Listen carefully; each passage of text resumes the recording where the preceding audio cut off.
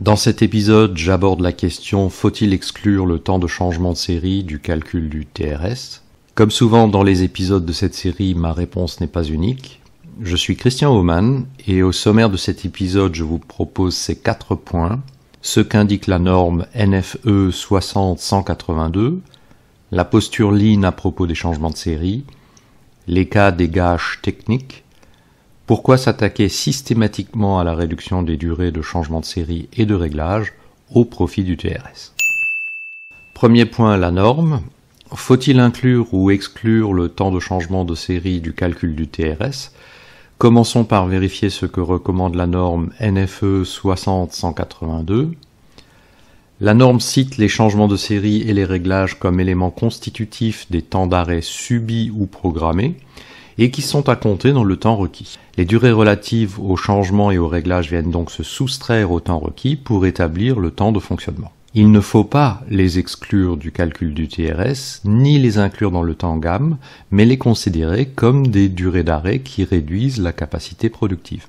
Au-delà de ces indications, la norme étant très générale, elle ne fournit aucun éclaircissement sur des cas particuliers. Deuxième réponse, l'approche Lean. La deuxième réponse à la question « Faut-il exclure le temps de changement de série du calcul du TRS » est formulée selon la posture sévère par laquelle on cherche à mettre en évidence tout type de gaspillage afin de tenter de l'éradiquer ou tout du moins à le minimiser. Et vous aurez reconnu là la posture Lean. Selon ce point de vue, les changements de série sont l'un des facteurs qui pénalisent le plus la capacité installée et qu'il convient de minimiser rapidement. À cette fin, les durées de changement de série ainsi que les durées de réglage sont relevées, analysées et suivies avec attention, et des actions d'amélioration spécifiques sont engagées pour les réduire. Il ne faut donc pas exclure les durées de changement de série du calcul du TRS, ni les inclure dans le temps gamme. Selon mon expérience, lorsqu'une entreprise débute avec le pilotage par le TRS et ou n'a pas encore engagé d'action de réduction des durées de changement de série, il est courant que ceux-ci représentent environ un tiers de la capacité productive perdue, soit environ 30%. Troisième point, la gage technique. Inclure ou exclure le temps de changement de série dans le calcul du TRS, c'est un point qui fait parfois débat dans certaines professions. Le temps de changement de série et le temps de réglage font-ils partie ou non de la gamme opératoire? Est-ce du temps gammé et payé? Dans certains cas, ces opérations sont traditionnellement considérées comme des contraintes techniques.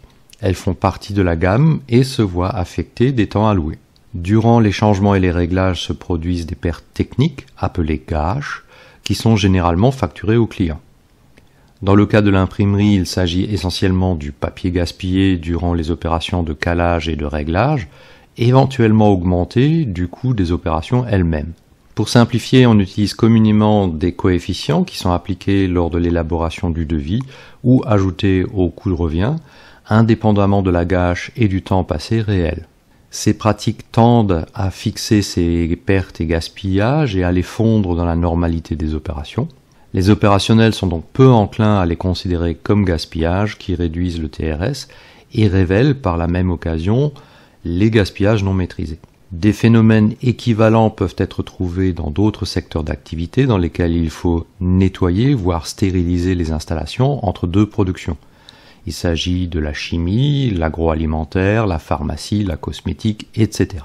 Ne rien faire sous prétexte que c'est une pratique ordinaire du métier et que de toute manière le client paye, c'est faire un cadeau au concurrent qui saura lui récupérer la capacité productive gaspillée et améliorer sa compétitivité. Quatrième point, attaquer les changements de série systématiquement. Il faut s'attaquer à réduire les durées de changement de série et de réglage, car très souvent les principaux gaspillages proviennent moins des tâches techniques durant ces opérations que de leur mauvaise coordination et de leur mauvaise organisation. Pour exemple, voici le diagramme spaghetti représentant le déplacement opérateur dans une cellule d'encartonnage durant un changement de série. Le changement de taille de carton et les réglages ne présentent aucune difficulté technique, ni une part substantielle de la durée du changement. Ce qui a coûté le plus cher en temps et qui se voit dans les multiples allées et venues de l'opérateur et le manque de synchronisation des approvisionnements pour la nouvelle série, ainsi que le manque d'organisation et de préparation pour limiter la durée du changement. En résumé, il peut être difficile de réduire les opérations techniques de calage, de réglage, etc., mais l'organisation avant, pendant et après le changement peut le plus souvent être améliorée au profit d'une moindre durée d'arrêt. Si vous avez trouvé intérêt et valeur dans cette vidéo, merci de le faire savoir. Merci également pour votre fidélité. À bientôt sur l'un de mes médias.